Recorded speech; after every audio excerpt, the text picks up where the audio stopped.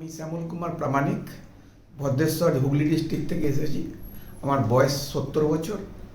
আমি hydrocele operation করেছি এবং হাইড্রোসিল আমার ছিল প্রায় 4-5 বছরের মতো।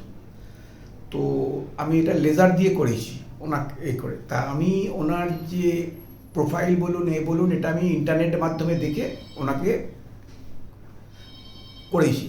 ডাক্তার আজহার আলম খুব ভালো ডক্টর এবং ওনার যে team they are very cooperative, very coordinate, very cordial.